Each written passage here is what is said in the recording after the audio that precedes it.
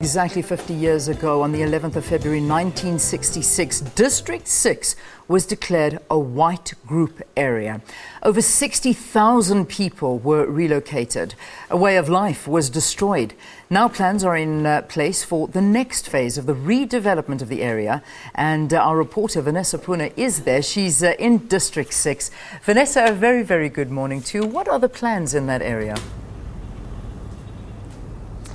Leanne, a very good morning to you too. The plans for the next phase of District 6, which is the third phase of the redevelopment of this area, will see 108 units being built over the next a couple of months. But joining me to speak about phase 3 and telling us exactly what is expected to happen is joining me this morning Deputy Minister for Rural Development and Land Affairs, and that is Mr. Mcebisi Skwatsha. Good morning to you, Mr. Skwatsha. Just in terms of District 6, it's an area we've seen over the past 15 years or so beset by delays with the redevelopment of this area. Can you just talk to us about what exactly phase 3 will entail and by which timelines or timeframes we can expect this? Thank you very much. Good morning, ma'am. Good morning to your viewers at home. District 6, firstly, I must say that it's the 50th commemoration of the destruction of this place by the apartheid system.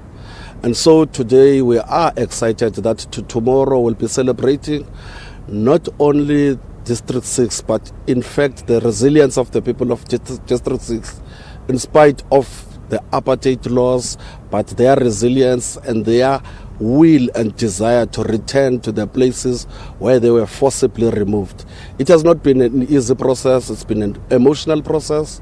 It is a process that has been very, very complex.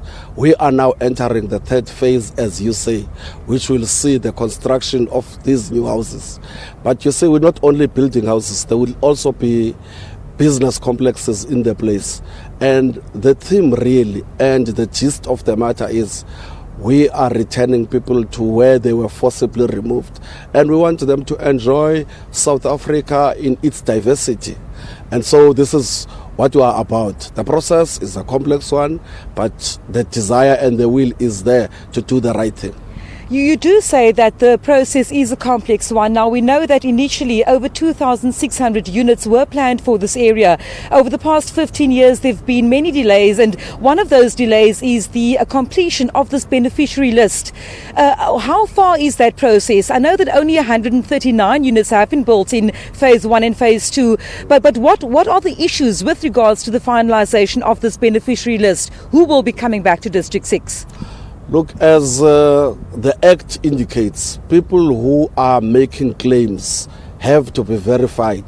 And that's a very, very involved process. That particular process, because as we complete that process, when we reach the stage of settlement and finalization, we always want to make sure as a department that we're actually giving back places to their correct beneficiaries. And so that process of verification is a complex one. It is a process that I must say to you that we also regard that it has been very, very slow. And there are many factors to that. Sometimes claimants themselves, there's conflict among claimants, there's a trust, there's a reference group, and people of whatever nature, do get involved in conflictual situations in this place. But the intention of the democratic government and our department in particular is to make sure that definitely the people of District 6 who are supposed to benefit do benefit. That process of a list is being verified, not only here and in many other places, but also there's when the development becomes very attractive, beneficiaries themselves then begin to compete about who should go where. So it is a complex, but what we are doing is to make sure that the people of District 6 in their totality are the exact beneficiaries, so that we put to rest decades of unjust discriminatory laws. Minister, you talk about this decades of unjust discriminatory laws, and we also know that some of the beneficiaries are now getting on in years, with some over 80, some into their 90s. Will they see in their lifetimes a return to their home, to this colourful place, this fabric of society that was torn from them? Yes. The intention is to make sure that people do return, Unfortunately, some people who ought to have returned probably are no more even now as we speak, But the intention is to make sure that people do return so that a lasting legacy does prevail here. If we are able to make sure that everybody does return in good time, so be it. But the intention is to make sure that people do return to their respective areas. It was a historic day when Mcebisi came here for the first time. I'm also proud that one of my neighbors from Kukuletu left Kukuletu to come and stay where he originally came from. So the intention is to make sure, but we do not want shortcuts. We want to make sure that we create a legacy of a vibrant community that was there before, but even a legacy of a community that would be able to benefit the fruits of their labor, the fruits of their sacrifice. Now, we know that 108 units are planned for Phase 3, Minister. Could you give us timeframes as to how soon we can see the completion of at least a section of Stage 3? Look, I'm sure you've been able, inspecting the place, to see the bulldozers are now back. There's excitement that everything is being.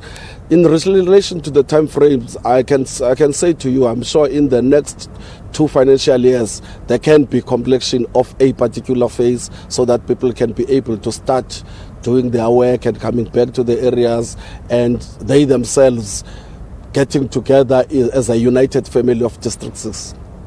Thank you very much, Minister Mcebisi Skwatsha, talking to us, Leanne, about what will be happening here at District 6 with the third phase of redevelopment after this area was declared a whites-only area some 50 years ago tomorrow, seeing over 60,000 people forcibly removed. A blight on society is what it's been named, and one of the highlights of what exactly the apartheid system did to people of colour, being removed from practically the City Bowl area, Leanne, to areas as far afield on the Cape Flats, such as the Nova Park and Mitchell's Plain. But tomorrow marking the 50th day of that unjust law, and we've just heard from Minister Skwatsha that plans are afoot now for the completion of 108 new units to join the existing 139 units, residential units, as well as commercial units being built or planned for Phase 3 of development, of the redevelopment of District 6 here in Cape Town.